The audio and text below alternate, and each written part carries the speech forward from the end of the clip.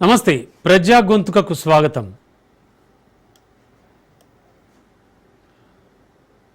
రాజకీయాలు లేవు, రహస్యాలు లేవు, ఏ పార్టీ జెండా లేదు, వ్యక్తిగత ఎజెండా అస్సలు లేదు. జనం కోసమే ప్రశ్నిస్తాం, జనం కోసమే గళమెత్తుతాం, జనం గోడును చూపిస్తాం. ప్రజా సమస్యలపై అలుపెరగని పోరాటం, పరిష్కార మార్గం కోసం అహర్నిశలు ఆరాటం. పాలకుల ముద్దు నిద్ర వదిలించడమే రాజ్ న్యూస్ ముఖ్యోద్దేశం. పేదోడి ఆనందమే మా అంతిమ లక్ష్యం. సమస్య మీది, పోరాటం మాది. ప్రచారం కోసం కాదు, పరిష్కారం కోసం ముందుకెళ్దాం. అహంతో ఉన్న నేతల కళ్ళు తెరిపిద్దాం. సామాన్యుడికి అండగా నిలుద్దాం. మనకు రావాల్సింది దక్కించుకుందాం. మనకు కావాల్సింది ఖచ్చితంగా అడిగేద్దాం. నిర్భయంగా దూసుకెళ్దాం. ప్రజా గళం విప్పుదాం. ప్రజా పాలన కోసం, ప్రజాస్వామ్య పరిరక్షణ కోసం కృషి చేద్దాం. అందుకోసమే రాజ్ న్యూస్ ప్రజా గొంతుక కార్యక్రమాన్ని ఓ ఆయుధంగా చేసుకుందాం.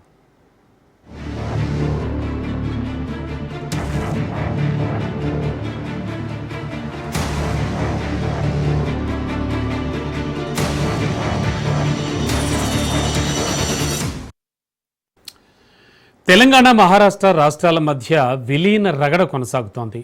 వివాదాస్పదంగా కొనసాగుతోన్న సరిహద్దు గ్రామాల అంశం మళ్లీ తెరపైకొచ్చింది.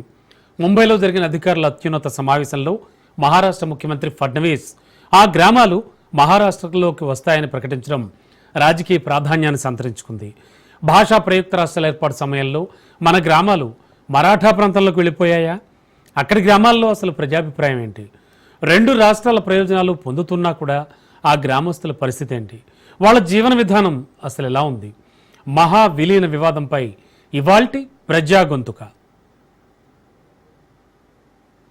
తెలంగాణ సరిహద్దు గ్రామాలను మహారాష్ట్రలోనే విలీనం చేస్తానని ప్రకటించడం అయితే వివాదాస్పదం అయితే ముఖ్యంగా కూడా మహారాష్ట్రకు సంబంధించి తెలంగాణ బార్డర్, మహారాష్ట్ర బార్డర్కి సంబంధించి కూడా 14 గ్రామాలు అయితే వివాదాస్పదంగా ఉన్నాయి. ముఖ్యంగా ఈ గ్రామాలన్నీ కూడా దాదాపు వ్యవసాయం మీదనే ప్రధానంగా ఆధారపడి అయితే జీవనం సాగిస్తున్నటువంటి పరిస్థితి. కాంగ్రెస్ ప్రభుత్వం కూడా ఇప్పటికి కూడా తమ సమస్యను పరిష్కరించి ఏజెన్సీ గ్రామాలకు రావడానికి రోడ్డు సౌకర్యంతో పాటు ఇతర సౌకర్యాలను కూడా కల్పించి తమకు కూడా సాగు చేసుకున్నటువంటి భూములకు కూడా పట్టాలు అందజేస్తే కూడా తమ కూడా తెలంగాణ రాష్ట్రంలో కొనసాగడానికి తమకు ఎటువంటి ఇబ్బంది లేదు అనేటువంటి అభిప్రాయాన్ని అయితే ఇక్కడ ఉన్నటువంటి కొన్ని గ్రామాల ప్రజలైతే వ్యక్తం చేస్తా ఉన్నారు.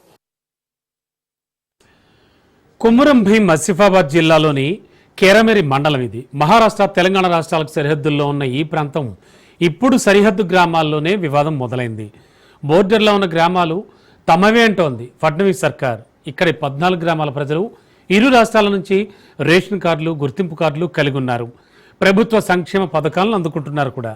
సరే, ఇంతవరకు బాగానే ఉంది. కానీ సడన్గా మహారాష్ట్ర సర్కార్ స్వరం పెంచింది. ఆ 14 గ్రామాలు తమ పరిధిలోకి వస్తాయంటూ ప్రకటించింది. దీంతో ఒక్కసారిగా ఇక్కడ ప్రజల్లో విలీన భయాలు మొదలయ్యాయి. తెలంగాణకు చెందిన అంకాపూర్, ఇందిరానగర్, పద్మావతి, పరందోళి, నారాయణగూడ, మహారాజ్గూడ గ్రామాలు ఇటు కొమరం భీం జిల్లా కెరిమిరి, అటు మహారాష్ట్రలో జీవితి తాలూకాలో ఉన్నాయి. ఇక్కడి గ్రామస్తులంతా అటు తెలంగాణ, ఇటు మహారాష్ట్ర పథకాల్ని పొందుతున్నారు. తెలంగాణ వాళ్ళలో రైస్ ఇస్తాడు, మన ఏసీ కేటగిరీ ఉంటాయి, పట్టా లేదు, ఏం లేదు. కళ్యాణ లక్ష్మి వాళ్ళకి కళ్యాణ లక్ష్మి ఇస్తాడు. భూమి ఎకర్లు పట్టా లేదు, ఏం లేదు. మహారాష్ట్ర వాళ్ళలో ఎండాకాలంలో సర్వే చేసిండు, ఆయన మొత్తం ప్రాసెస్ చేసిండు. ఆయన ఈ సమాచారం ఇస్తాడంటే మహారాష్ట్ర వాళ్ళు చెప్పిండు. అంతే లెక్క ఉంటుంది సార్. తెలంగాణ ఉంటేనే రెండు లాభం ఉంటుంది. కళ్యాణ లక్ష్మి అన్న బియ్యం ఉంటుంది లాభం. మనకి కొన్ని వాళ్ళకి భూమి కింద ఉంటుంది, కొన్ని వాళ్ళకి భూమి ఏ సైడ్లో ఉంటుంది. అక్కడ 2 ఎకర్లు ఉంటాయి, ఇక్కడ 2 ఎకర్లు ఉంటాయి. మరి ఇటే పోవాలన్నా అటే పోవాలన్నా ఈ గవర్నమెంట్ చేయాలన్నా సార్? మేము ఏం చేయలేదు సార్. పాపం ఎస్టీ వాళ్ళకి పట్టలు రైతు బంధు దొరుకుతుంది, మాకే రైతు బంధు లేదు, ఏం లేదు. మన ఏసీ కేటగిరీలలో, మన ఏసీ కేటగిరీ వాళ్ళకి అస్సలే మ్యారేజ్ ఆయనకి age complete definitely successful marriage date అయిన తర్వాత ఆయన కళ్యాణ లక్ష్మి ఇస్తాడు. ఏమి ఇస్తలేదు సార్. అందుకోసమే మన ఘోరంగా పరిస్థితి ఉంటే ఈ గవర్నమెంట్ డిసైడ్ చేయాలన్నా సార్? రైట్, ఓకే సార్, మేము అంతే చెప్తాం సార్. 45 ఏళ్ల తర్వాత సరిహద్దు వివాదం మళ్లీ తెరపైకొచ్చింది. 1955-56లో ఫజల్ అలీ కమిషన్ ద్వారా రాష్ట్రాల సరిహద్దులను నిర్ధారించారు. అప్పుడు భాషా ప్రాతిపదికన వివాదాస్పద 14 గ్రామాలు మహారాష్ట్రలోకి వెళ్లాయి. కానీ 1978లో మరోసారి మహారాష్ట్ర, ఉమ్మడి ఏపీ రాష్ట్రాలు సరిహద్దులు నిర్ణయించాయి. భౌగోళిక పరిస్థితుల ఆధారంగా ఆర్టికల్ 3 ద్వారా ఆయా గ్రామాలు ఆంధ్రప్రదేశ్ ప్రభుత్వ అధీనంలో ఉంటాయని ఒప్పందం సైతం కుదుర్చుకున్నాయి. మహారాష్ట్ర ప్రభుత్వం కూడా గ్రామాలు అన్నీ కూడా ఆంధ్రప్రదేశ్కే చెందుతాయని 1990 జూలై 7న ఉత్తర్వులు జారీ చేసింది. దీంతో అప్పటి నుంచి 14 గ్రామాలు తెలంగాణలోనే ఉన్నాయి. తాజాగా ప్లేట్ ఫిరాయించి విలీనంపై బాంబు పేల్చాడు మహారాష్ట్ర సీఎం ఫడ్నవీస్. దేవేంద్రుడి ప్రకటనతో సరిహద్దు గ్రామాల ప్రజలు అయోమయంలో పడ్డారు.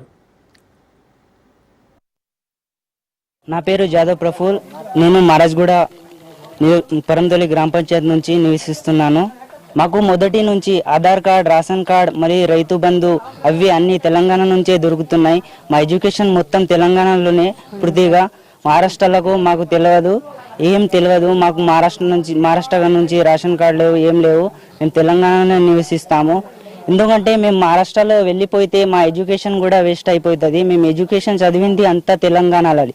అందుకోసం ఈ 14 గ్రామాల్లో ఏమో మాకు ఇప్పుడు వరకు ఏం తెలియదు. మొన్న మహారాష్ట్ర నుంచి కొందరు మంత్రివర్గము అటు పిఎం కాడ వెళ్ళి కొంచెం చెప్తే మాకు తెలిసింది. మేము ఊర్లో ఇప్పుడు సెలవుకి వచ్చినప్పుడు మాకు తెలిసింది. అందుకోసం సలహాలు తెలియకుండానే మేము విద్యావర్గంలో అక్కడి నుంచి ఇక్కడ వరకు ఇంతవరకు చదివి బిఎడ్ ఎంఏ చేసి కూడా ఏం లాభం లేదు మేము మహారాష్ట్రలో వెళ్తే. అందుకోసం మా గ్రామానికి తెలంగాణలో ఉంచాలని మా కోరిక. సీఎం రేవంత్ అన్నకి మేము చేతి మొక్కుతూ చెప్తున్నాము, మా తెలంగాణలోనే మా ఊరు ఉండాలని మా కోరిక. కుమరం భీం జిల్లా కెరమెరి పరిధిలోకి వచ్చేటువంటి పరందోళి, మోకదంగూడ, మహారాజ్గూడ, కోటగూడ, ఇందిరానగర్, బోరపటాల్, అలాగే భోరి, ఏసాపూర్, నారాయణగూడ, లెండిగూడ, పద్మావతి గ్రామాలు ఉమ్మడి రాష్ట్రంలోనే చలామణి అవుతున్నాయి. భౌగోళికంగా, సాంస్కృతికంగా, భాషాపరంగా బోర్డర్ గ్రామాలు తమకు అనుకూలంగా ఉన్నాయని, 2 రాష్ట్రాలు మావంటే మావే అంటూ వివాదాలు కొనసాగుతున్నాయంటున్నారు స్థానికులు. ఇక ఇదే అంశానికి సంబంధించి మరింత సమాచారం మా ప్రతినిధి అరుణ్ కుమార్ అందిస్తారు. తెలంగాణ మహారాష్ట్ర సరిహద్దు వివాదాస్పద 14 గ్రామాలను మహారాష్ట్ర రాష్ట్రంలో కలుపుతానంటూ కూడా అక్కడ ఏదైతే మహారాష్ట్ర రెవెన్యూ శాఖ మంత్రి చంద్రశేఖర్ బోర్కేవాల తెలపడం ఏదైతే వ్యాఖ్యలు చేయడం వివాదాస్పదంగా మారింది. ఈ నేపథ్యంలోనే వివాదాస్పదాల గ్రామాలలో కూడా ఏదైతే భిన్న అభిప్రాయాలు అయితే వ్యక్తం అవుతున్నటువంటి పరిస్థితి. దీనికి సంబంధించి మన దగ్గర కొంతమంది గ్రామస్తులు ఉన్నారు. నిజంగా కూడా వీళ్ళు అంటే వీళ్ళ అభిప్రాయం ఏందనే విషయాలు తెలుసుకున్నటువంటి ప్రయత్నం చేద్దాం. చెప్పండి బ్రదర్, నిజంగా కూడా మీరు మహారాష్ట్రలో కలుపుతామని చెప్పి అక్కడ మంత్రి అయితే ప్రకటించిన దాన్ని ఎట్లా చూస్తారు? నిజంగా మీకు ఎట్లా అనిపిస్తా, అంటే మీరు ఏం కోరుకుంటా ఉన్నారు? ఒకసారి తెలంగాణ కావాలి, ఇది మహారాష్ట్ర వద్దు, తెలంగాణ కావాలి సార్. అంటే తెలంగాణ నుంచి మాకు బాగా ఐస్ క్రీమ్లు ఉన్నాయి, రైతు బంధు, ఇవి అన్ని కొత్త మంచిగా చేస్తారు సార్ తెలంగాణలో. ప్రతి ఒక్కటి తెలంగాణ రావాలని మేము కోరుకుంటున్నాం సార్. ఏమైనా వచ్చిందంటే ఇప్పుడు నిజంగా కూడా మీ 14 గ్రామాలు ఏవైతున్నాయో అవన్నీ వివాదాస్పదంగా ఉన్నాయి. అయితే వాస్తవానికి కూడా కోర్టులో కొన్ని సంవత్సరాల నుంచి కూడా కేసు నడుస్తుంది. అయినా కూడా అక్కడి రాష్ట్రానికి సంబంధించినటువంటి రెవెన్యూ శాఖ మంత్రి కూడా వివాదాస్పద వ్యాఖ్యలు చేసిన, అంటే ఈ 14 గ్రామాలను కూడా మహారాష్ట్రంలోనే కలుపుకుంటాము, అక్కడ మాకు రాష్ట్రాలకు సంబంధించిన బెనిఫిట్స్ కూడా వీళ్ళకి అందజేస్తామని చెప్తాను. నిజంగా మీరు ఆ రాష్ట్రంలో కలవడానికి విముక్తత ఉన్నదా లేదా? మనకు తెలంగాణ రాష్ట్రంలో కలవాలని ఉంది సార్. ఇప్పుడు మహారాష్ట్ర ప్రభుత్వం వద్దని ఉంది, అది మా అభిప్రాయం.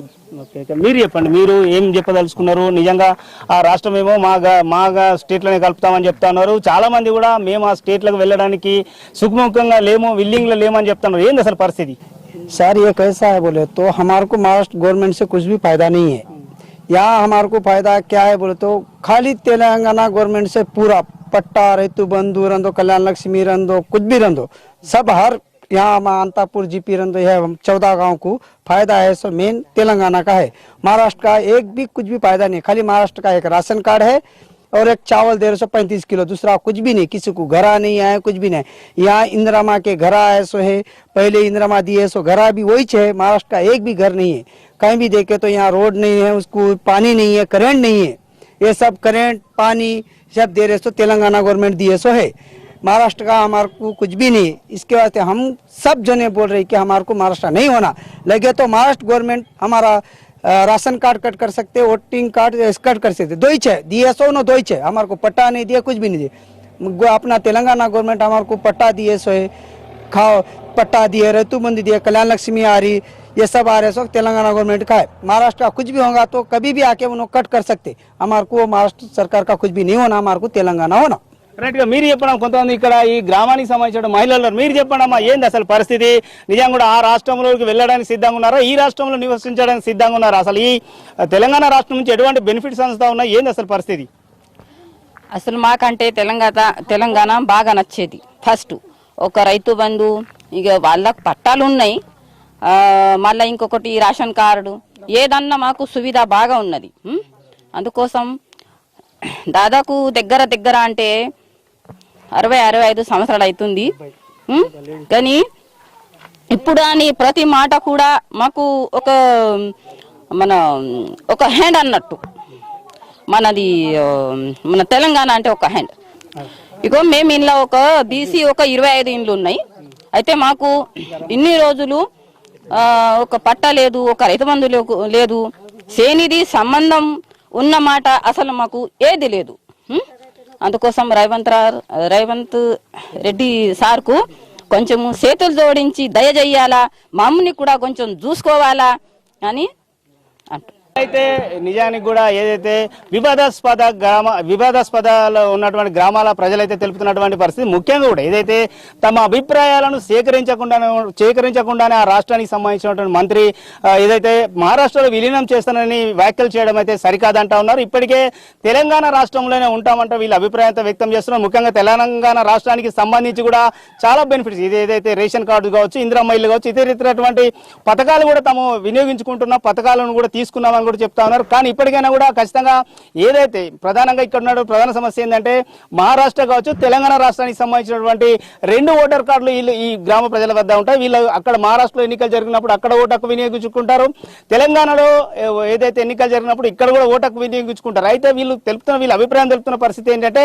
ఖచ్చితంగా ఇట్లా మేము మహారాష్ట్రకు వెళ్ళేటువంటి పరిస్థితి లేదు, వెళ్ళం కూడా అని చెప్తున్నారు. ముఖ్యంగా తెలంగాణ రాష్ట్రంలో ఉంటే అవసరం అనుకుంటే మహారాష్ట్రలో ఉన్నటువంటి రేషన్ కార్డు కావచ్చు, అదే విధంగా కూడా తమకు ఏదైతే ఓటర్ కార్డు కావచ్చు అవన్నీ కూడా వాళ్ళు రద్దు చేస్తే కూడా మాకు ఇబ్బంది లేదంటున్నారు. ఖచ్చితంగా కూడా తమ అభిప్రాయాలను తీసుకోకుండా వ్యాఖ్యలు చేయడం అయితే సరికాదని అయితే వీళ్ళు తెలుపుతున్నటువంటి పరిస్థితి. ఏదేమైనప్పటికీ కూడా తెలంగాణ రాష్ట్రంలో కొనసాగుతామని అయితే ఏదైతే ఈ గ్రామ ప్రజలైతే తెలుపుతున్నటువంటి పరిస్థితి. కెమెరామెన్ సతీష్తో అరుణ్ కుమార్, రాజ్ న్యూస్, కొమరంభీం ఆసిఫాబాద్ జిల్లా.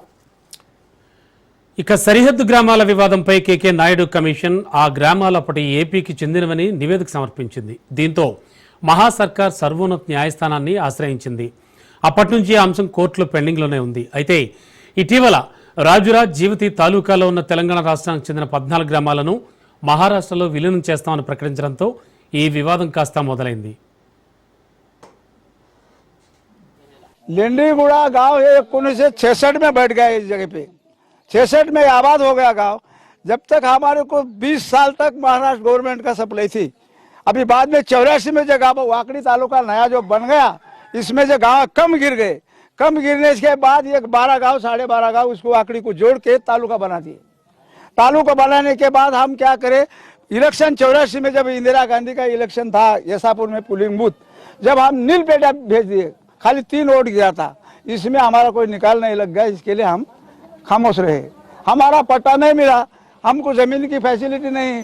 जब कांग्रेस गवर्नमेंट था हमको जब बेनिफिट मिलता था, तो अभी ये सरकार बदलने के बाद हमको 1 रुपये का फैसिलिटी नहीं है। अब हमारा दिल ऐसा है कि जहाँ से हमको पट्टा मिलेगा, जमीन का पट्टा मिलेगा, घर का पट्टा मिलेगा, जो भी हमको जो सहूलत मिलेंगी, आंध्र सरकार से मिलने दो, महाराष्ट्र सरकार से मिलने दो, हम उत्तर जाने के लिए तैयार है।